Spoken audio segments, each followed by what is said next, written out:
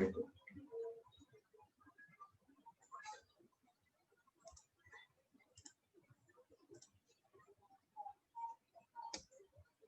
Hi everyone, my name is Siraj from Torch Group, and I'm happy and honored to be invited to give a bit of sharing in this event organized by Enterprise Singapore and its partners. So today I thought I should be sharing with you a bit about what Torch Group does. So we are into the business of business development and matching, and we have a few entities in our group. So yeah, we are accredited with the relevant certifications like ISO 9001, 2015, BSafe 3, and we also are very affiliated to the trade chambers and associations. A bit about myself. Well, it's more about just sharing why I'm probably able to share with you guys about today's topic. So I'm a PMC, Practice Management Consultant, accredited by Enterprise Singapore, and I lead Torch Group as its principal consultant. Okay, so that's why today, without further ado, I'm going to share with you guys about innovation. And the first, actually the most important question, why innovate? Why do we need to innovate? So over here today, we'll cover 3 points. First of all, a unique selling point. Second, customer satisfaction. And thirdly, future growth. I'll start on with the first one, unique selling point. So why do we innovate, and what has it got to do with the unique selling point? Now, when you have a lot of competitors, and today's business, almost every industry, every business, every company has minimally 10 competitors. Now, how do you differentiate yourself with your other 10 competitors? Innovation is one of the key factors that you can use to differentiate yourself. For example, as simple as a POS system. Having a point of sale system for your food store.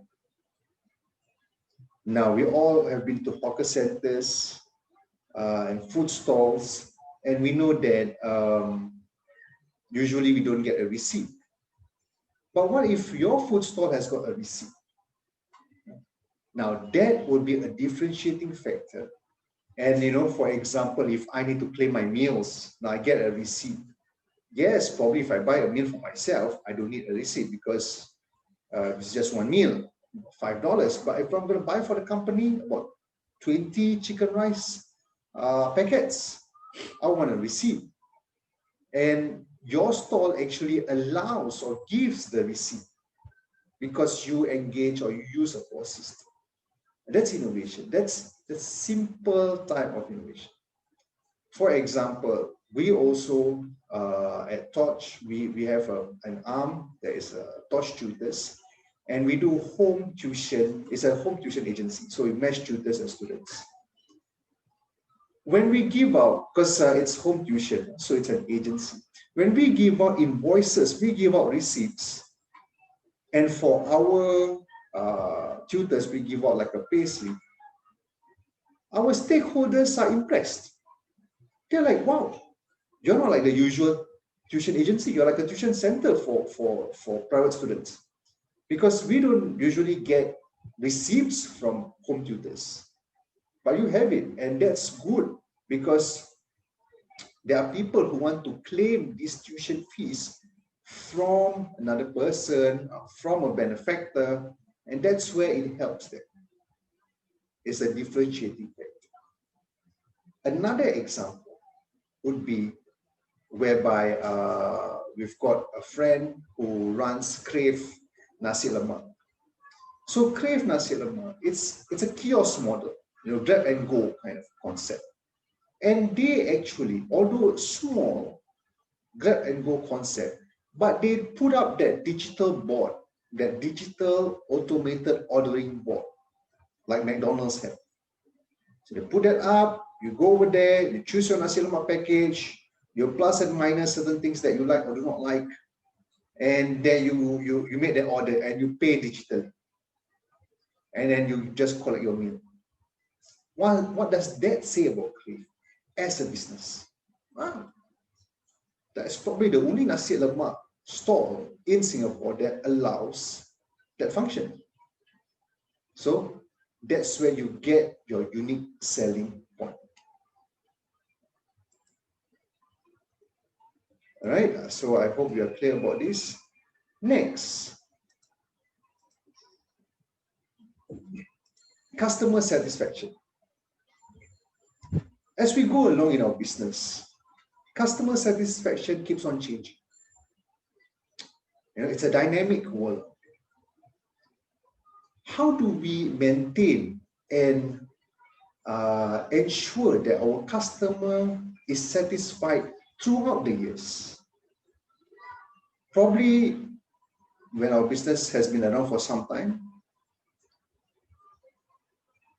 we will have an era of satisfied customers. For example, when you start 20 years ago and your main clientele is about 35 or 40 years old, target audience, they have now grown to about 60 years old. They like that simple kind of ordering. They like to pay cash and things like that. But you need to now cater for the current 30, 35-year-olds who don't bring cash, who prefer digital payments. So this is important. You want to maintain, your target audience probably never change from 30 to 50 years old or 30 to 40 years old. It's always the same throughout any era. Now, if you want to keep on getting this set of customers, you need to embark on innovation. You need to embark on automation. Learn about it. There's a lot of resources online about it. And like how I said, you can start from something small and then grow on to something big. Is there a cost? Yes, for sure there's a cost. And you have to budget that cost, because that will ensure your sales. Not say ensure, but at least that will bring you to more sales. That will lead you to more sales. So if you ask me, it's a worthwhile investment.